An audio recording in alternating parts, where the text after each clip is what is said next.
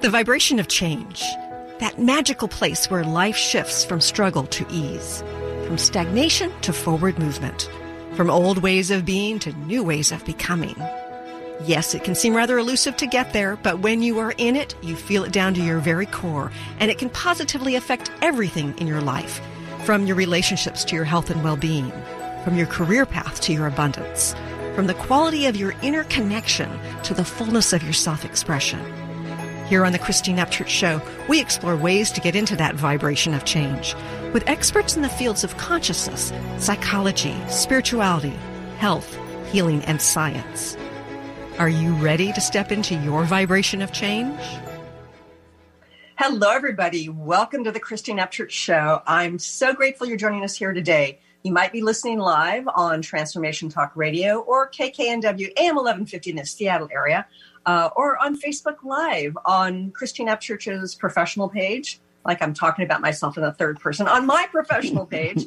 Or you might be listening after the fact on one of the dozens of podcasts this ends up in, or on ChristineUpchurch.com. But whenever and wherever you're listening from, we're grateful you're joining us here today because we are going to be talking about something really exciting. He's a science nerd who's into consciousness, so he's a man after my own heart. But at first, I want to say hello and thank you to the people behind the technology today. Benny Mathers from KKNW. Hey, Benny. Hey, how's it going, Christine? Sorry, I'm laughing. I really am because I'm like, have you checked out her page? It's so amazing. Like, Christine, you talked in your third person. It was like, you have never done that. It was just, I'm laughing really hard because, it's hard to promote yourself when you really, really want to. And sometimes you really have to. And it's just like, the way you said it was perfect. People who are Facebook friends with me are like, it's not live, but no, it's my professional page. I know. It's Christine's professional page. So I was trying to make that clear. Yeah, I know. So people can find it on Facebook. She is professional, by the way, if you didn't know that already. She's she's professional by far, if you didn't know that already. Sometimes I am, sometimes I'm not. We'll see. Yes. Love it. I love it. But thank you for doing what you're doing at the KKNW end of things. And Jessica standing in for Olivia today. Hey, Jessica, TTR, how are you? Oh my gosh, what a treat. And now I'm laughing too, so thank you both. I told you. I love being the expense of other people's jokes, yes. Oh, I am so excited today. Before I say who this person is, I have to tell you that when I heard about his background, it's like, oh my goodness, I really want to interview this man. And I realized we have some things in common. He and I both studied math in our undergraduate work in college. And he's also had a lifelong interest in consciousness. So, but he's this amazing person. And I'm talking about Tom Campbell. We're going to be talking about a big theory of everything.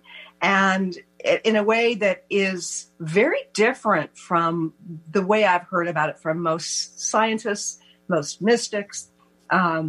His name is Tom Campbell. And he began researching states of consciousness with Bob Monroe of the Monroe Institute, who wrote Journeys Out of the Body and was looking at out-of-body experiences. And he and another colleague helped set up the lab to do the research. And that was back in the 1970s. And they were early drug-free consciousness studies. And they helped develop the technology for creating specific altered states. And we're going to talk to him about that.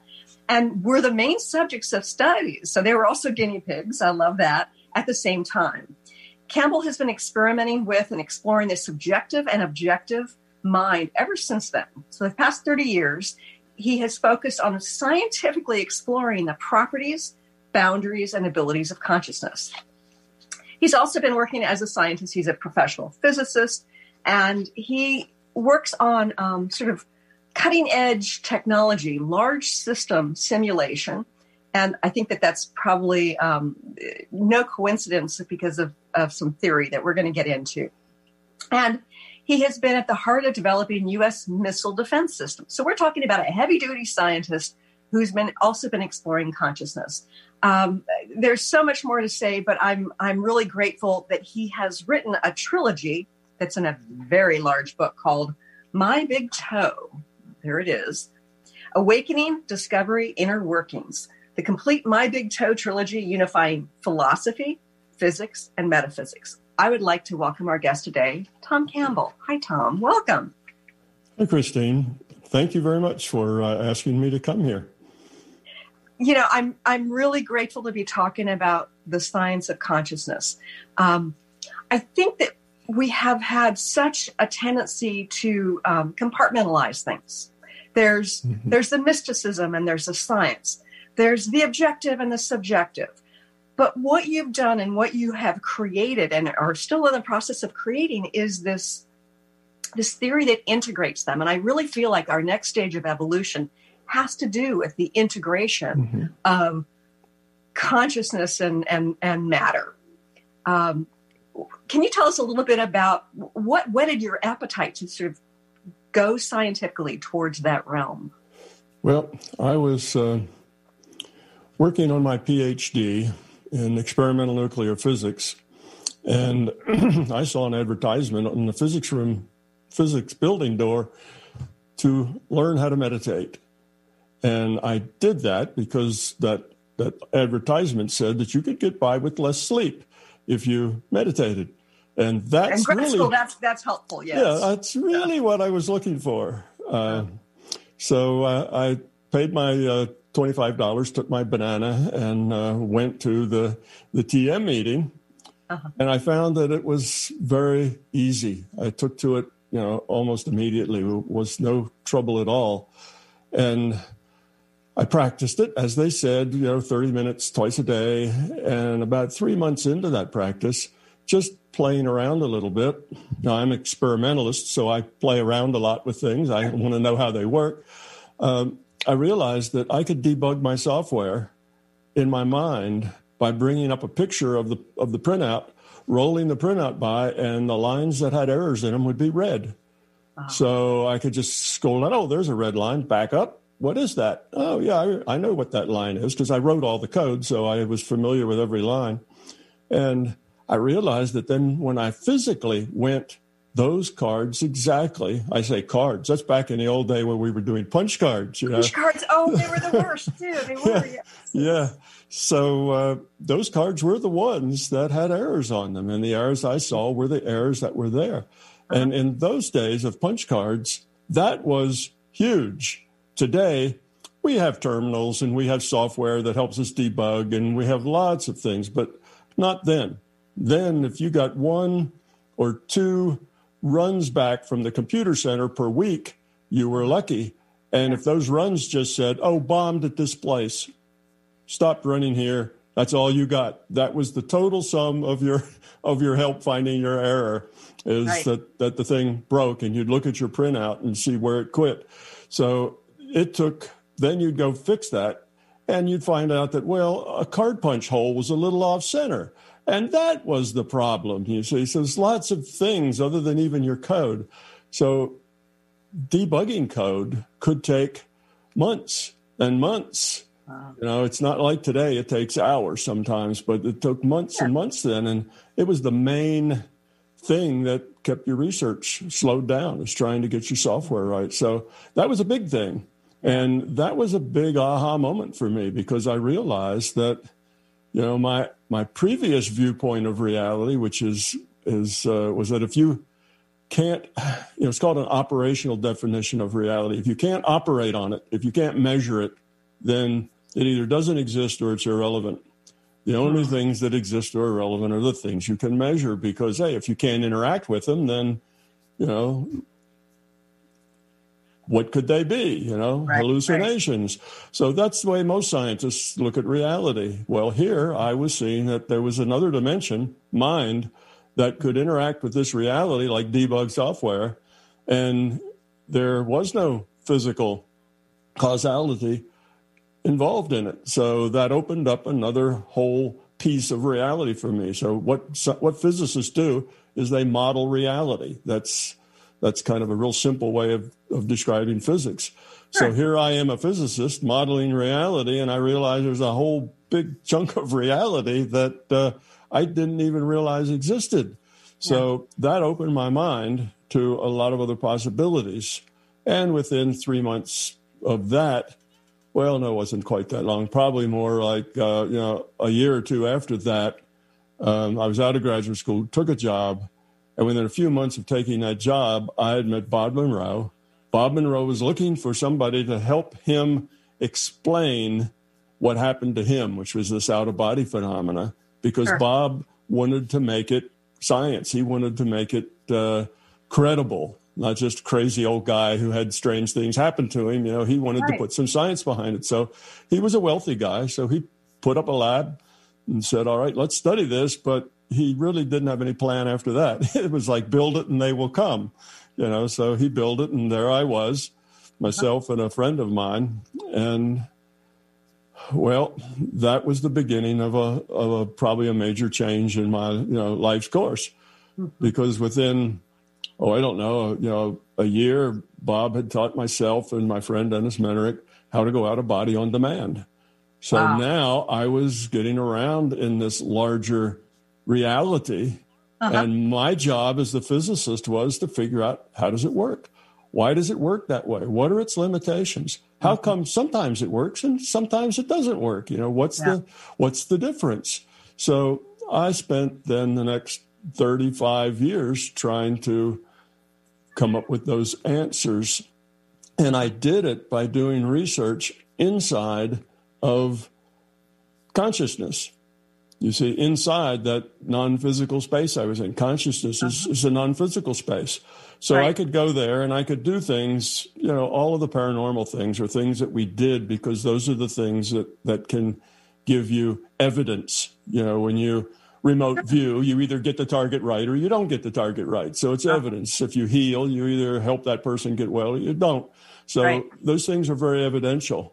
If you're looking at auras and getting data out of databases, then it's either right or it's wrong. So we spent a lot of time collecting evidence to convince ourselves that we weren't just making it all up in our mind. There was some kind of mind trick going on, because after all, I'm a physicist, he's an electrical engineer, and we're both pretty difficult to convince about things like that. So we did a lot of research, and it was probably 100,000 to 1 that we were actually good at guessing these right answers. So we knew intellectually that we had, that we were onto something that was real and that was fundamental.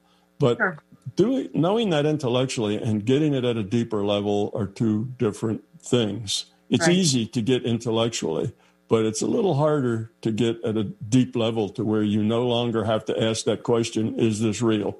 You know it's real.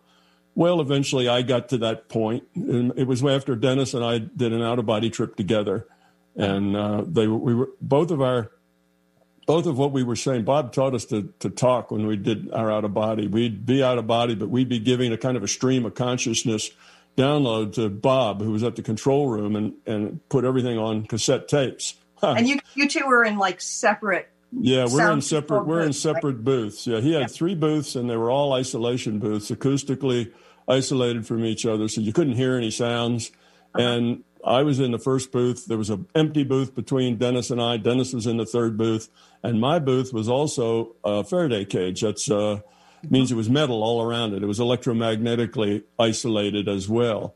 So we couldn't hear each other or see each other, have any kind of contact with each other, even electromagnetic contact with each other. So we went out of body, and we both have this stream of consciousness going back to the control room. And we met above the lab and went on an out-of-body adventure together. And, we got out of the booth about 2 hours later, went up to the control room, and Bob took both of the tapes, Dennis's audio tape and mine, and he turned them on at the same time so that they were in sync time-wise. And there was Dennis and I having conversations, answering each other's questions, talking. Oh, do you see that thing over there? Oh, you mean the red thing with the spire? Yeah, that's it. And the yellow thing beside it? Right. Well, let's go over there and investigate that. Okay. So we were obviously together in this out-of-body experience.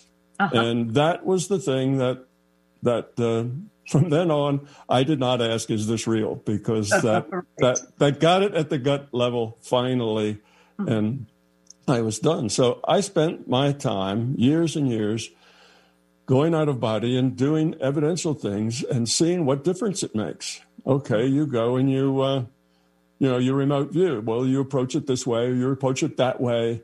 You have different, not only different techniques, but different mental states, different attitudes. Sure. And which ones work, which ones don't, and why? And what does diet have to do with it? Do you do better or worse depending on the kind of things you eat? There's lots and lots of variables, really hundreds of variables. That's why it takes so long, because it takes 35 years, to work through all the kind of variables that you need to work through in order to come up with a conclusion. So, right. That took us up to the 1990s. Dennis and I were starting this like 1970. So by the mid 1990s, I thought I understood it. And then when I wrote the My Big Toe book, and that was to be a book about consciousness primarily, although I knew that consciousness was fundamental and the physical world was derived from consciousness. And the way I knew. Okay. And that's huge. So just repeat that one more time. I want our listeners to hear that again. Yeah. I knew is one of the facts. I had a whole set of facts of consciousness. Here are the facts in consciousness. And one of those facts was that consciousness is fundamental. Matter of fact, it's the only thing that's fundamental. And everything else is derived from consciousness. So consciousness is the superset, and the physical world is a subset. And the way I knew that, the first way I knew that, is that I could do things within consciousness that would affect the physical world fundamentally. Such as healing, such as modifying future probability, using intent, like the placebo effect, using intent to modify what happens next. Right. So you can do that, but you can't do the opposite. You can't do things in a physical world that then modify consciousness in any fundamental way. So that means the arrow of causality goes from consciousness to the physical world. And logically, that means consciousness is the superset. The physical world is the subset. You see, and that's huge. I mean, it makes perfect sense. It's very logical. It's simply understood. And yet the consequences of that are huge. Absolutely. That's a big point. But that was just one of my consciousness facts. So I had all these consciousness facts, and then I had all these physical facts, because I'm a physicist, and that's what we do, is gather physical facts. And I wanted to make a single, simple, elegant model that would explain all of those facts, that would explain the physics, because I knew the physical was the subset. So you should be able to derive physics from an understanding of consciousness. The causality flows that way. Sure. So that's what I did, and that's what I wrote my books to be. But by the time I published those books in 2003, I really hadn't figured out the physics part yet. I knew it was there because I knew consciousness was the superset, but I wasn't sure just how to express that. But about 2 years in, 2005 maybe, I got the aha on that, and suddenly I was able to derive quantum physics. I was able to derive relativity, which are the two big things in science now. And I was able to solve all of the outstanding paradoxes in physics. Physics is just full of paradoxes. A paradox for physics is something that experiment tells us that it's this way. Mm-hmm. Our experience tells us that it's this way, but we just don't understand it. It doesn't make any sense. Right. That's a paradox in physics. And quantum mechanics itself was a paradox. Why should particles be best represented as probability distributions, which they are? Why is the speed of light a constant? Nothing else is like that. Everything else, that if the source of something is traveling and it ejects something, in other words, if you're in a car going 30 mile an hour and you throw a ball 10 mile an hour in the forward direction of the car, then the ball will be going 30 plus 10, how much you throw it plus how much the car was going relative to the ground. Right. Velocities always add. Well, you can have a source of light going any speed you like. And when the light comes out of that source, it goes the same speed. They're not additive. The speed of light is always a constant. It's never any less. It's never any more. It's always a constant. And that is the fundamental piece of information that lets Einstein derive relativity. Relativity really comes out of that fact. What are the logical consequences of that fact? Well, those logical consequences of that fact is the science of relativity. But that fact was always a mystery, sort of like why are particles really not particles, but probability distributions? Well, why is C a constant? So these are just two major paradoxes in physics, and I can derive both of them. And that means that quantum physics is not weird science. It's logical science, just like any other science, once you understand how it works and why it works that way. It couldn't be any different. Particles have to be probability distributions because there are no particles. Like the boy in the Matrix, there is no spoon. That's basically the way it is. This reality is information-based. It's not material-based. It's about information. Now, that is logically equivalent to saying that this reality can be computed, which is logically equivalent to this information is a simulation, which is the same as this reality is a virtual reality. Right. But now, a lot of scientists, probably a very large minority, would agree with me. They'd all stand up and say, we agree with you, Tom. This reality is information-based. Because they've gone long past the point where they think this is really a matter-based reality. Now, physics thinks that an electron is not a chunk of mass with a charge. It's a point with the attributes of mass and charge. That's how physics looks at an electron today. Okay. That's how, and that can be described completely by information. That's just information. That's the way you would simulate an electron. You'd make it a point, and you'd give it the attributes of charge and mass. So they know that that's the case, but they don't know what to do after that. So many scientists think that virtual reality is a good idea, but they don't like to talk about it much because they can't explain it and they don't understand it past that point. And we have people that go off on conjectures with virtual reality. It's our future selves that are making this virtual reality for us and other such nonsense. And that's really not the way it works at all.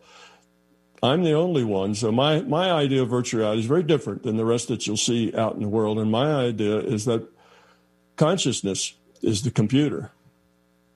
See, that makes the difference. Consciousness is an information system. Consciousness, I define consciousness as awareness that makes choices.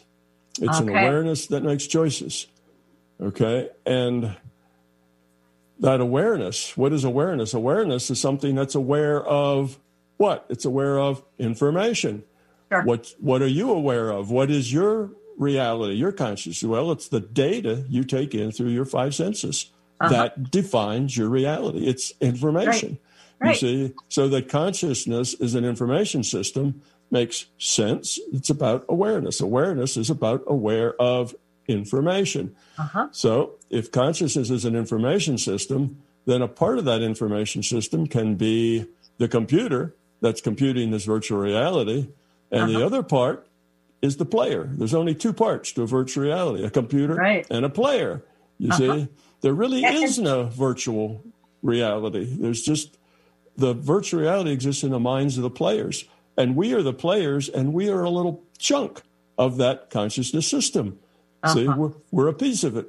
We're, what can we say? Like if you have this big consciousness system, you can partition off just a little piece of that and give it a name and give it free will. And I call that an individuated unit of consciousness. And that's what you are and I am and everything else out there that's conscious. Not only people, but dogs and cats and horses, and bumblebees, and everything that makes choices is conscious.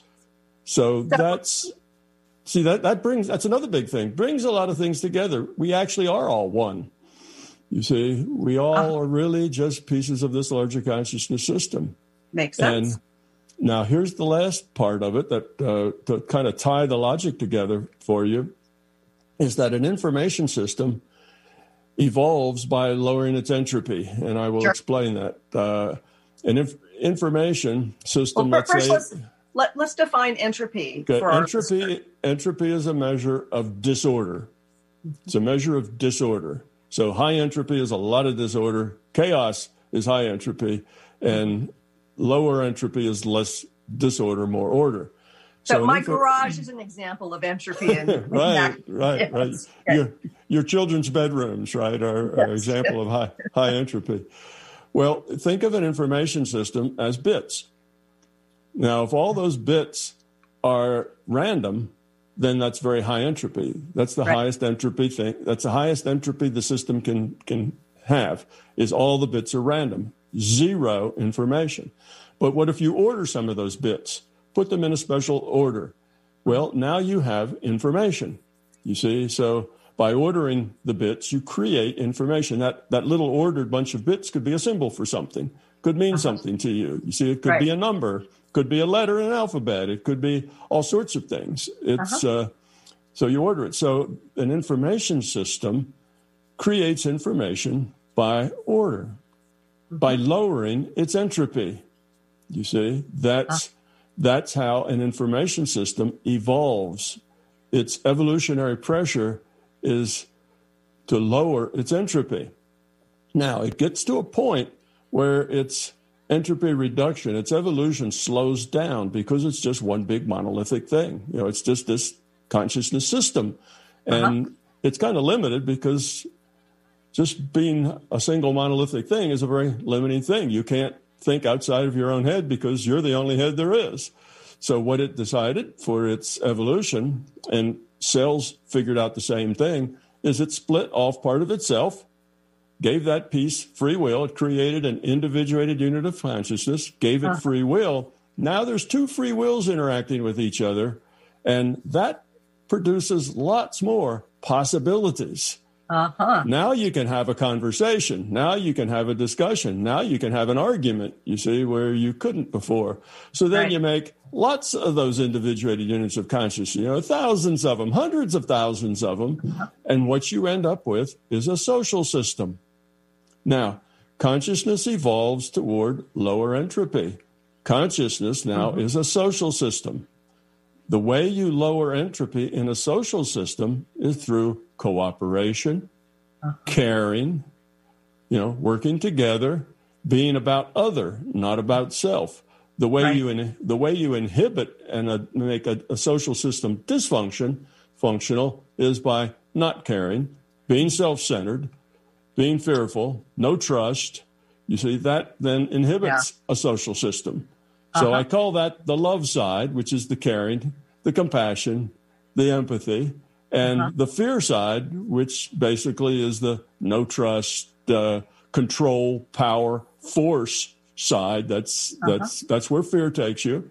Right. And so those are the two sides. So that gets us to the next big aha thing, and that is the system of which we are a part. The larger consciousness system is evolving. And how is it evolving? It's evolving by becoming love, by caring, by getting rid of fear, by getting rid of ego, by getting rid of belief. That's how it evolves.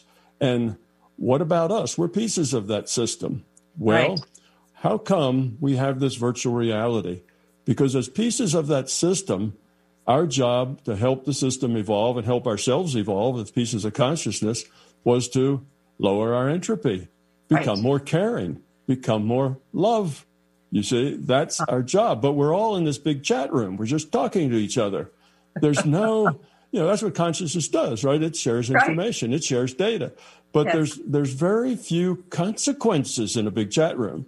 Very, very few consequences. So it's real hard to learn because you can just chat away but still not learn very much. So the system needed another reality frame, another rule set in which it would create an environment for us where we had lots of consequences with our choices, things that would help us evolve, give us choices, that were serious, important choices to us, ethical choices, moral choices that you don't have really in a big chat room, or you don't have it very much.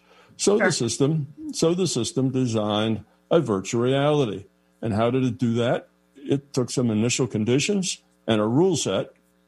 That rule set is what we call physics, chemistry, biology. It's the rules. What science does. Mathematics, too. Don't forget mathematics. Yeah. What science does is it digs out the rules. Yes, absolutely. Mathematics. Yeah. So it has this rule set and it punches the run button. And this simulation begins to evolve. And it has to evolve.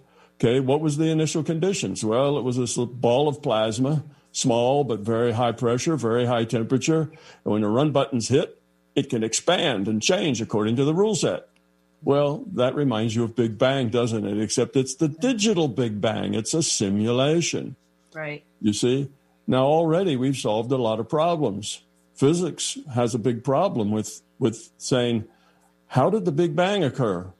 Because we, as a reality, didn't exist yet. So where did that ball of plasma come from?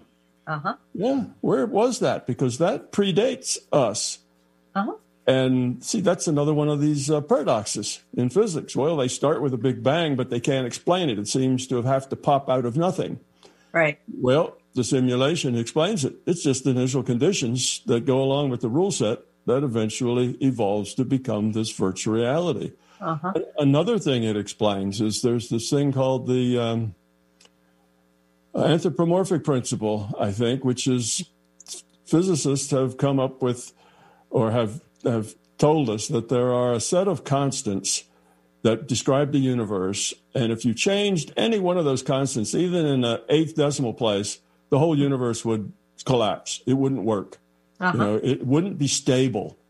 Okay, so, right. And they called it anthropomorphic because it seemed like these constants were picked just for us, just so we could evolve here. And right. That, of course, doesn't go well with science, but that's the way it looks. The randomness of science, And in fact, when I worked as a statistician, I had to rely on a fundamental assumption behind probability and statistics that I didn't inherently believe, and that is in randomness, right? Mm-hmm. So here we have a good answer for that. Why is it like that? Well, think of this simulation. We'll call it the Big Digital Bang.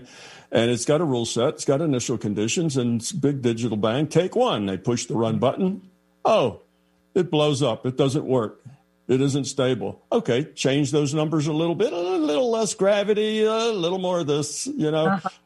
Okay, take two. We run it again. Well, it got a little bit further, but still had a problem. Well, change that. Right. So you do that often enough. In other words, you're evolving the simulation with trial and error, like evolution is. And eventually you tune it so that these numbers are just so precisely tuned that this thing holds together for a long enough time to do what you want it to do, which is evolve avatars that are interesting for consciousness to play. Right. You see, now here's the deal and we've climbed in. We are the avatars. We're the avatar. Our bodies are the avatars, and who we really are the individuated units of consciousness that are playing those avatars. Right. See, virtual reality is defined this way: it takes one, a computer, and it takes two, a player. Okay. Now the computer has to have the rule set and be able to compute things, so it takes that. But so there's only two things there. It's a player and a computer. The computer computes the game, right, renders the game, and the player makes the choices for the avatar in the game. Sure. Right. Because the avatar is just a pretty picture. It's just something to let the player get a sense of what's going on and the interactions and that sort of thing. The virtual reality doesn't actually exist. So the consciousness system is the computer. And the IUOCs, individuated units of consciousness, are the players.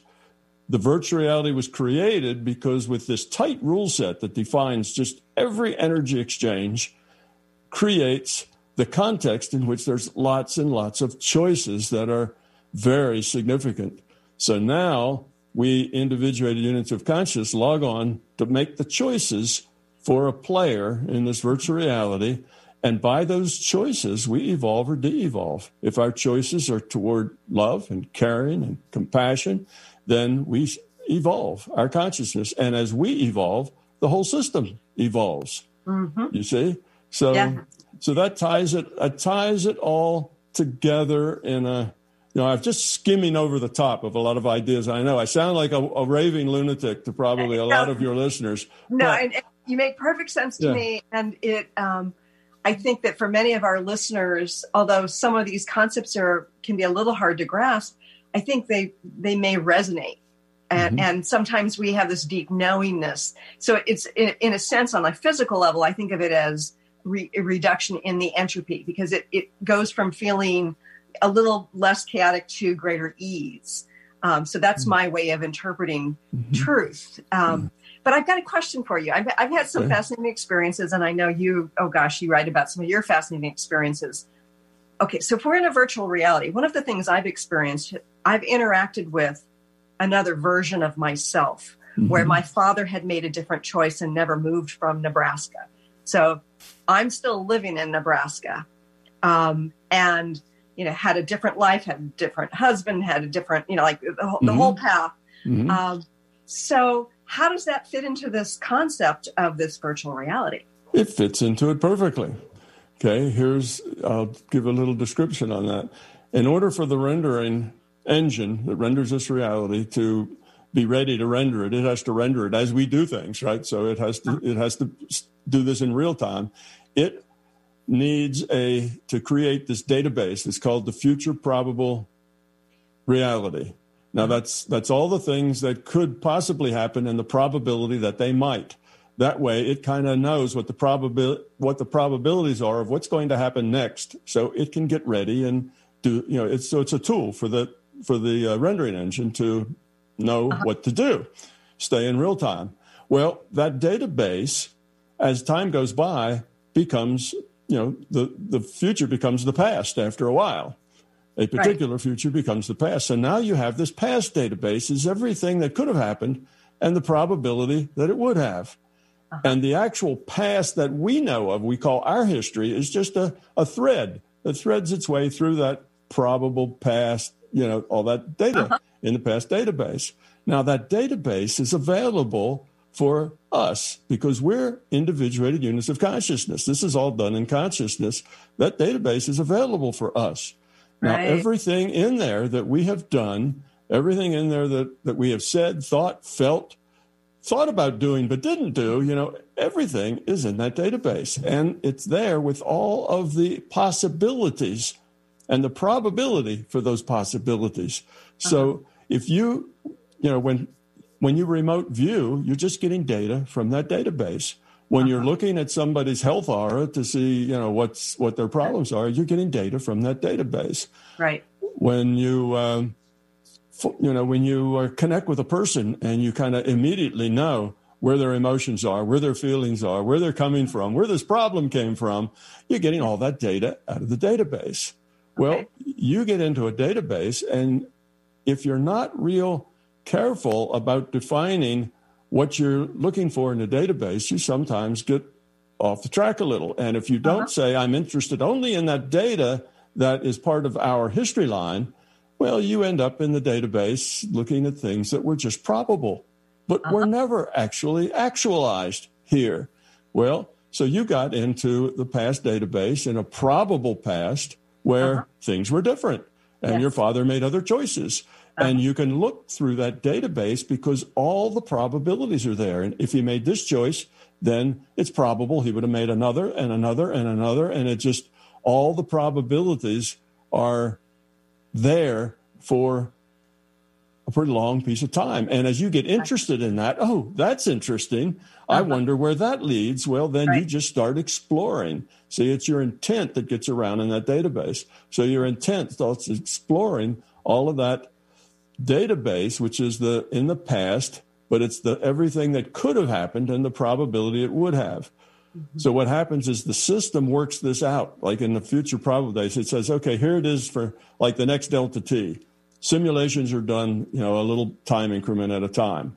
They're updated. That's what makes it. That's what gives it dynamics. Things that move.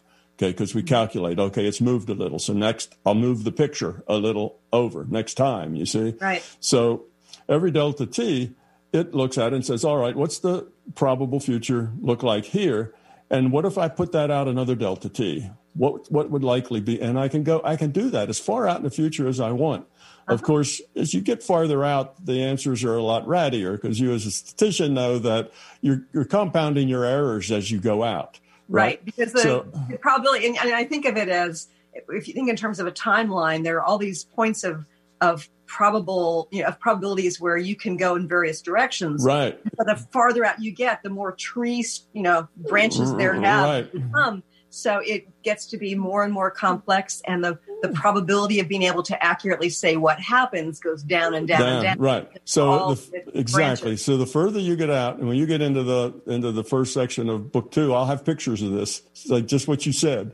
And anyway, so it does this, and it goes out as far as it seems is reasonable to go. And some things are easier to predict, like how high mountains are, and they wear down with erosion. You can kind of predict that. Some things are very difficult if they have to do with people and people making choices with their free will. But it predicts those out as far as is reasonable and as far as actually you ask it to. It will do that.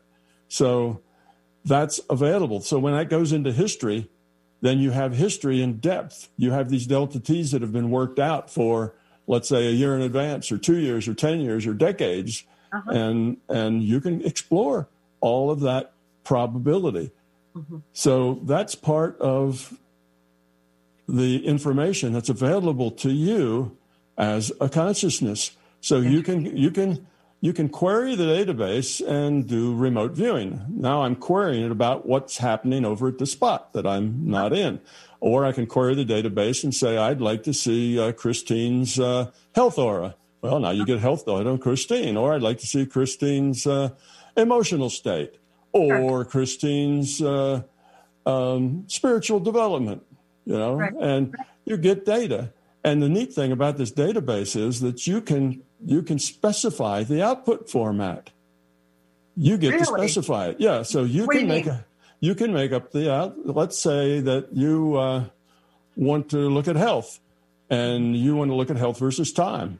Well, you have health, let's say, on the y-axis. You have time on the x-axis, and you can say, show me a curve starting from now. I want every, if it's a long term, I want every 5 years, for the next 50 years. And I want to see a curve with health on this axis, where up here is healthy, very healthy. The bottom is 0, that's dead. No, 0 health, and you can look the curve, and you can see where it'll go over the next 50 years. And that's getting data out of the probability database. And if you're a statistician, like you are, you can say, well, I'd like to see the standard deviation or 3 standard deviations, of error on that. And it'll get you that. You'll see the curve, and then you'll see the error bars. So you can basically see, how deterministic it is. Right, yeah. Exactly. And you can do all kinds of statistics. I've had a couple of people in my class that were statisticians, and they just loved it. Once they learned that, they were getting graphs in 5 different colors with, all kinds of statistical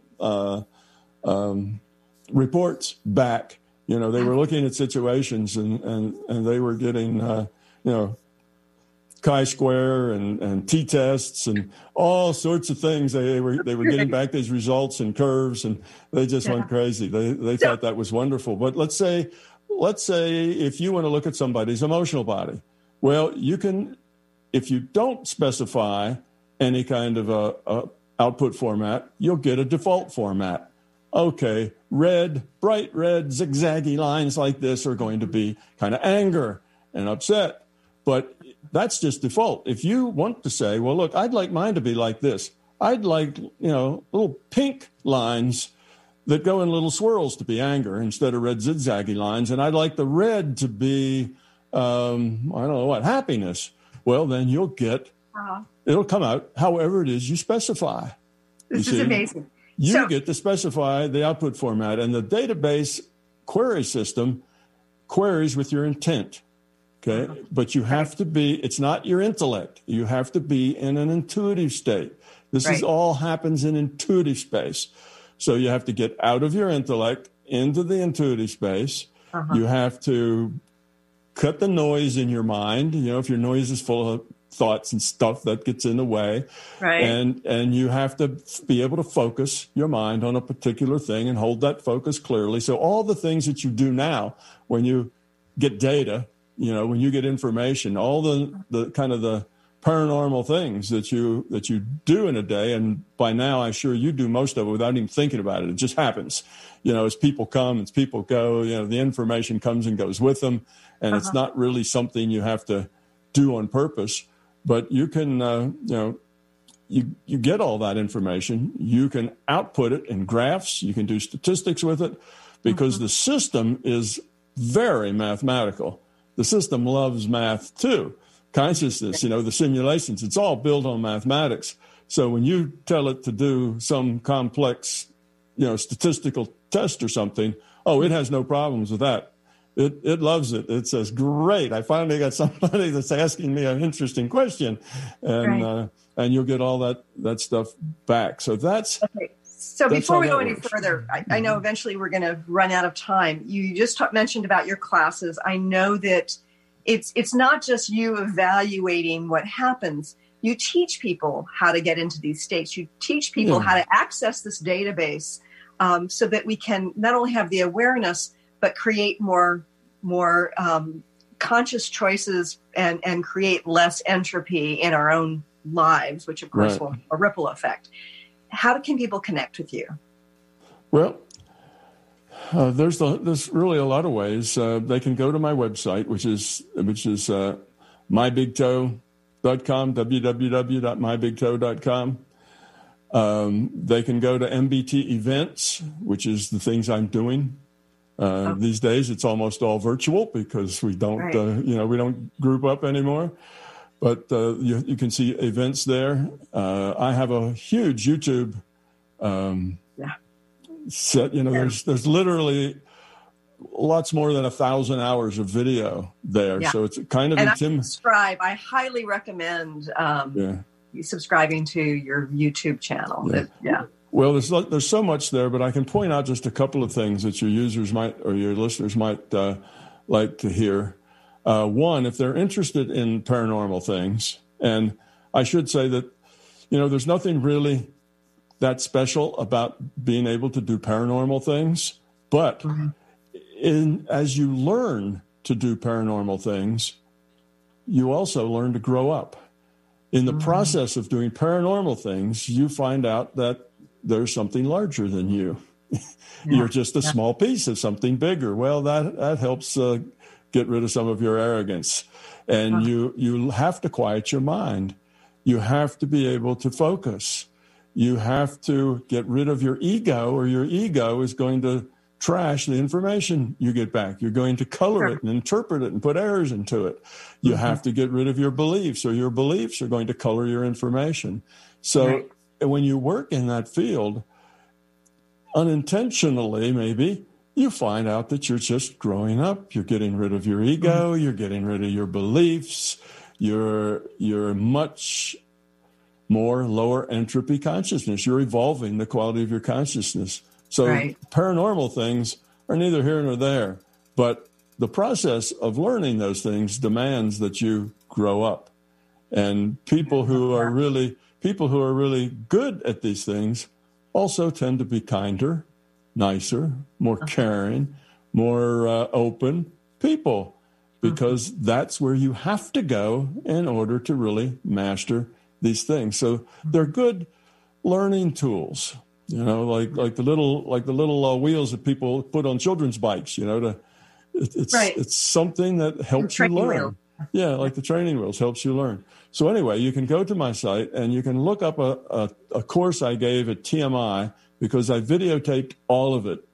And it tells you how to communicate telepathically. It tells you how to remote view. It tells you how to heal. It tells you how to get data out of databases. And it tells you, how to approach it, things to do, things not to do, what the problems are. Because what it is I give a little talk about how to do it. People go and do it. It's an experiential course. Okay. And they have binaural beats that they listen to that help. If they're not good meditators, then that helps them stay in a productive meditation state. If they are good as far as meditation goes. They've already learned that skill. Then I say, leave the binaural beats alone. You won't need them. But if you do need them, you can use them. And those binaural beats you can get from MBT events. I think there's like 13 or 14 binaural beats. They cost like $20 or something like that. So it's not much. So you can look at that course. That course costs $2,500 to be in it, but it's free. All you have to do is spend $20 for the binaural beats, and you can take the whole course and listen to every bit of it. And then the only thing you don't get is able to ask your own questions. But all the people who are there in the class are going to ask your questions, because these people come from all, some of them are beginners, some of them are old hands, some of them, are healers, some of them are all sorts of things. And you're going to get all of these questions because we spend hours and hours with questions. So probably 90% of the questions you would ask, somebody else is going to ask anyway. So you can take this $2,500 course for free just by getting that one YouTube site. And the other YouTube video that I'd send them to, if you're really interested in the science part, I gave a lecture in Los Angeles, and the YouTube name is MBT/LA space 2016. I gave this lecture in 2016, and it was basically about the science in MBT. So if you're a science person and you'd like to kind of see, what's the logic here, or at least some of it, as much as you can give, in a day's lecture. But I warn people, these are long. I talk all day long, and it's a course, so I thought it's all day long, and they come out in like probably 1.5 hour segments. So that's a lot. There's a lot of video there to watch. But one of the things that you are really good at, Tom, is to explain things in layperson's terms. There's some fabulous physicists out there who don't do as good a job at that. So you make it accessible, which I think is wonderful for those of us who are, a bit towards the scientific nerdiness, and want to learn it, because it's accessible. You don't have to be a physicist to understand. No, you don't. But one of the motivations I had for writing my book was to provide an on-ramp for the left brain logical process people, because to an on-ramp to the big picture. Right. Because there's this big picture out there that people need to see, people need to be aware of, but people who do logical process have a hard time going down that path. They just can't get there. They throw the book down and say, where's the proof? Where's the logic? I don't get this. It's just a belief baloney, and they throw it away. So my book is written primarily to be an on-ramp for those people who need logical process, because it'll take them with logical process all the way through and show them the big picture. Right. So, again, it's my big toe, and TOE is theory of everything. Yeah. So we're running out of time here, but 1 hour just isn't enough, is it? Oh, it's not. It's not. I know that you've talked about fear relates to entropy. Mm-hmm. Do you have a brief message, like a minute or less, to listeners right now? Because we are in this, this supposed pandemic with these horrible consequences, supposedly, and it's people are in the state of chaos and fear and anxiety. Okay. Yes, a little message, less than a minute or so. Focus on the positive. Don't focus on the negative. When you focus on the negative, that brings up more things that are negative, which bring up more things that are negative, and pretty soon you've worked yourself into an anxiety attack, and you are crippling yourself. Try to let go of that. Focus on the positive. Look at the things that are good, the things you do have, the things that that are good in your life. Look at the relationships you have that are good in your life.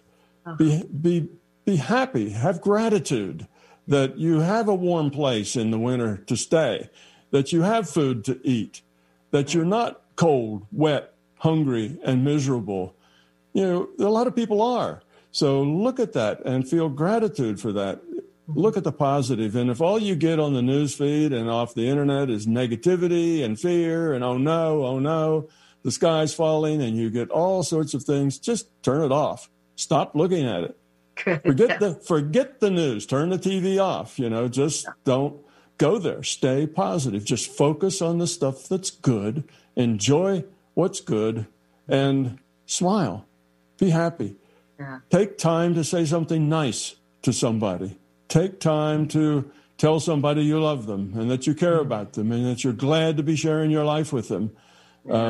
Develop great final message from the scientist and very conscious individual. And oh my gosh, I'm so grateful you joined us here today, Tom. And I'm really grateful that you've been doing this work, because this can help shift our planet. I really believe this. That it's such an important step of our planetary evolution. And thank you for that. Oh, you're quite welcome. That's what I'm here for. Yeah. And thank you all for joining us here today. I look forward to talking to you again soon. Thanks so much for tuning in today. If you'd like to empower yourself to step further into your vibration of change, please visit my website at christineupchurch.com, where you can learn more about my insights, upcoming events, and private sessions.